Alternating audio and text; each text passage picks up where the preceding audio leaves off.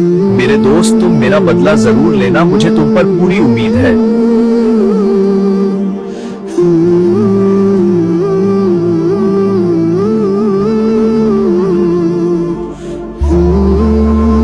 मैंने जॉन के खिलाफ एप्लीकेशन देना चाहता हूँ और मेरे पास सबूत भी है। ठीक है, हम लिख लेते हैं, लेकिन आपको अदालत में सबूत देने पड़ेंगे।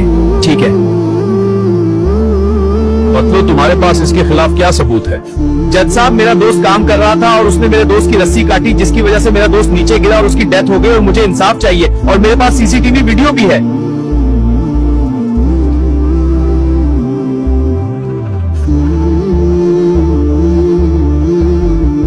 गवाहों और सबूतों के साथ अदालत पतलू के मुल्जिम को उम्र कैद की सजा सुनाती है और पतलू की तारीफ करती है कि उसने अपने दोस्त का बदला लिया।